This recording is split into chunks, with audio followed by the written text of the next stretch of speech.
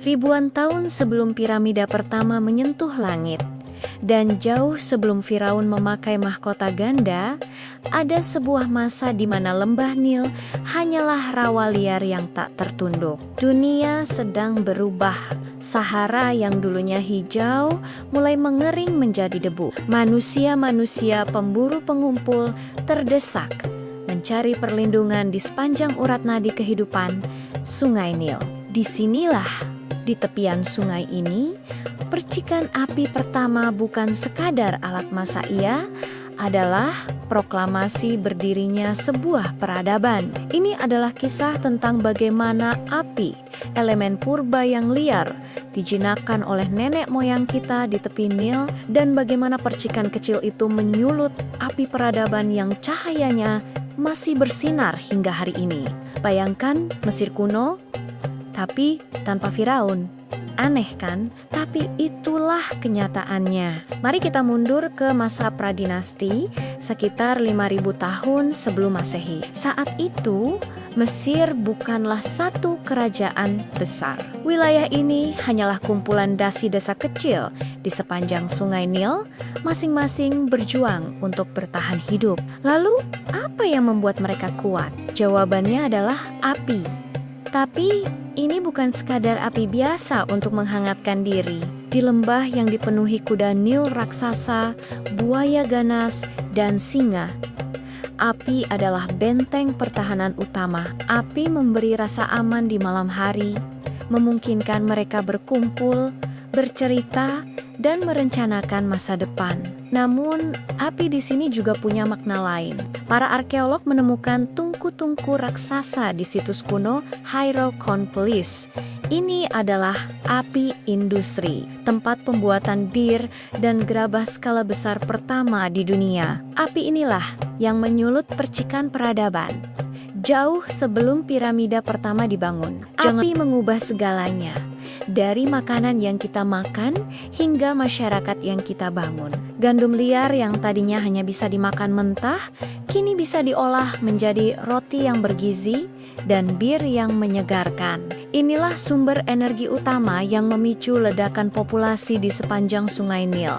Tapi bukan hanya itu, api juga melahirkan kelas pekerja baru, para pengrajin ahli. Ada yang jago membakar tanah liat menjadi tembikar yang kokoh. Ada juga yang mulai bereksperimen dengan logam. Lihat saja keindahan gerabah dari peradaban Nakada ini. Pola-polanya yang rumit menunjukkan bahwa manusia Nil tidak lagi hanya berpikir soal perut. Mereka mulai memikirkan keindahan, seni, dan status sosial. Persaingan antar desa pun memanas. Api persaingan inilah yang pada akhirnya akan menempa dan menyatukan Mesir Hulu dan Hilir menjadi satu peradaban besar. Seiring berjalannya waktu, lembah Nil yang subur terasa semakin sempit. Populasi bertambah dan persaingan antar suku tak terhindarkan. Api peperangan mulai berkobar di sepanjang sungai. Dari konflik inilah, desa-desa kecil yang tadinya damai berevolusi menjadi kota-kota besar yang dibentengi. Siapa yang menguasai air, dialah yang berkuasa. Kekuatan militer dan kontrol atas sumber daya menjadi kunci utama untuk bertahan hidup dan berjaya. Di tengah kekacauan ini, lahirlah para pemimpin kuat yang haus akan kekuasaan. Sekitar tahun 3100 sebelum Masehi, muncul seorang sosok legendaris yang akan mengubah takdir lembah ini selamanya. Namanya Narmor, atau yang sering disebut sebagai Raja Kalajengking. Dengan ambisi yang membara, ia melancarkan penaklukan besar-besaran, menyatukan Mesir Hulu dan Hilir di bawah satu panji kerajaan. Inilah titik awal dari sebuah peradaban megah.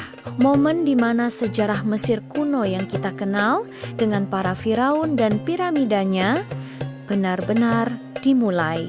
Api pertama di lembah Nil bukan hanya sekadar soal panas dan cahaya. Ia adalah api kreativitas, api komunitas, dan api ambisi manusia yang tidak akan pernah padam. Dari tungku-tungku sederhana di tepi sungai, lahirlah sebuah peradaban abadi yang namanya akan selalu bergema dalam sejarah umat manusia. Ingatlah, jauh sebelum ada batu yang tersusun rapi menjadi piramida megah, ada api yang pertama kali menyatukan jiwa-jiwa di tepian sungai Nil.